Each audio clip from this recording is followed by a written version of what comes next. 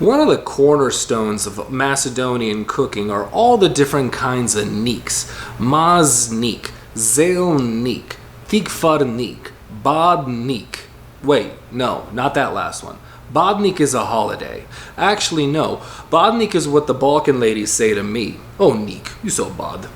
Anyway, with the exception of Badnik, which is not a food, Maznik, Zelnik, and Tikvarnik are all made the same way. And you've probably seen them too. They're that spiral bread wheel, and they're filled with different things.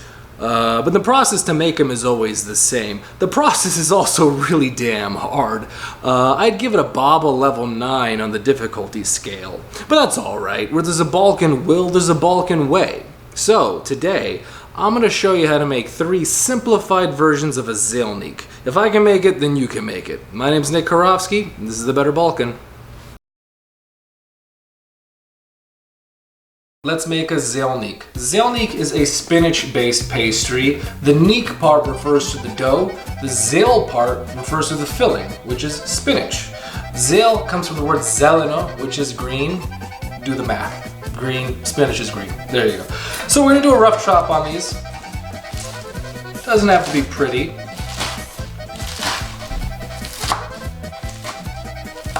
Because it's gonna be a filling right now. And we're gonna use the same filling for all of our different kind of zelnitsi. We're gonna grab this and just add our filling to that.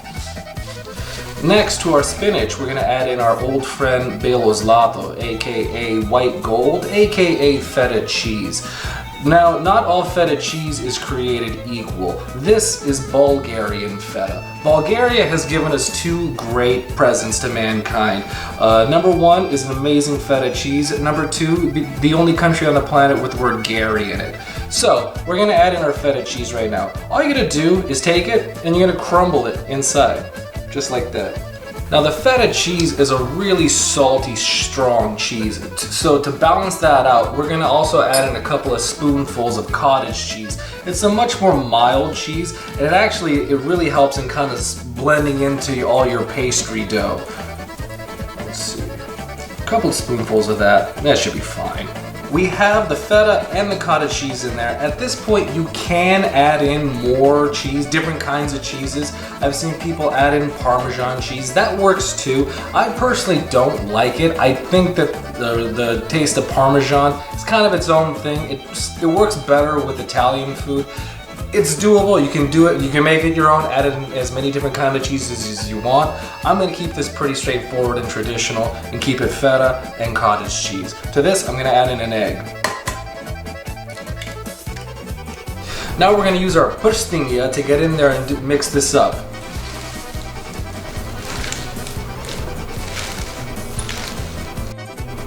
The filling is done, and we're going to use the same filling for all 3 different zelniks. And for the pastry part, we're going to use these puff pastry dough squares. You can get them at any grocery store. They're great, they're super easy to use, and you can buy them anywhere. For the first zelnik, this one's probably the most traditional looking one. We're going to take a well-oiled baking pan, and we're going to take our puff pastry squares. Now, I already pre-cut this one, but we're going to just line it in here, just along the side. And we're going to create a base on the bottom. We have our bottom layer in, and now we're just going to put in a layer of our filling. Now normally when you do something like this, you would fill the entire pan with your filling. I'm using the same pan to make 2 of my different kinds of zelniks. I'm just using to save space. And it'll look like this. Make sure you cover as much of the inside with your filling as you can.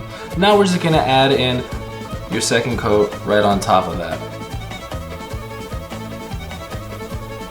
Just like that. Now to this, you're just gonna wanna lightly score it, just like that. You don't have to do it, but it gives it a really nice, pretty result. And why wouldn't you wanna eat something that looks pretty? So you're gonna do the entire one just like that.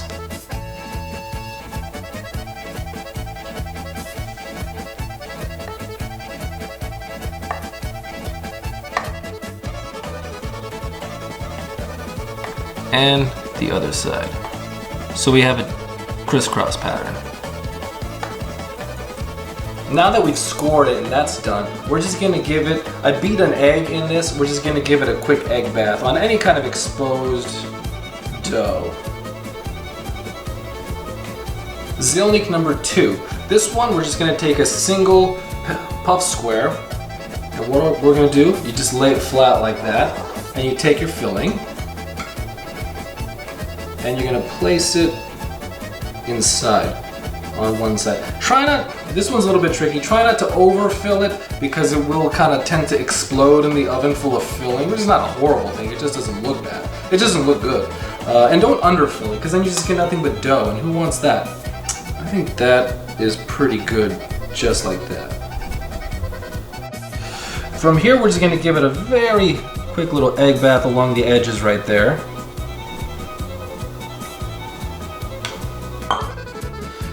And from here, we're just going to fold it over to form a triangle.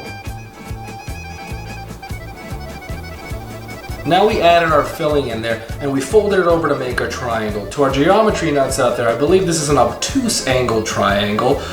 If I'm wrong, don't comment. Now to this, we're going to use our high-tech crimping tool. All we're going to do is crimp the sides, just like that. Okay, I made 2 of these right now. They're pretty much finished. Now all we're gonna do, same as the other ones, just give them a little bit of an egg wash. Third Zelnik, and this one I'm pretty proud of. I actually came up with this with my mom for Thanksgiving, and I think it's pretty cool. You're gonna take a muffin tin. I have a square one because I thought these were kind of fun and different. You can use a round one, it doesn't really matter. We're just gonna oil it up a little bit on the inside. Good and oiled. And to that, we're going to take another one of our puff doughs and we're going to place it inside. And you're basically trying to make a little basket. Just like that. Stretch out the sides. Really put them up on those walls like that. Just like that. And leave these so they kind of hang out like that, because as it bakes, it looks really cool too. Now to this, we're just going to take our filling, and all you're going to do is fill the inside up, just like that. It'll look like this. Same as before, all we're going to do, quick little egg bath over all the exposed pieces of dough. All 3 are finished. They're going to go in the oven all together. The oven set at 350 stepani for about 25 to 30 minutes, or until they're golden brown. That's usually the way it goes. Just keep an eye on them, make sure they're okay. Again, like I said, 25 to 30 minutes, so you know what that means. I got about a half hour to pursue my latest hobby.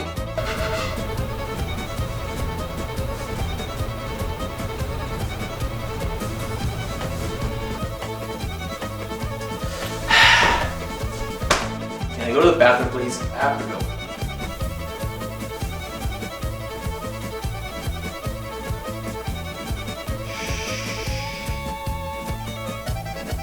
No.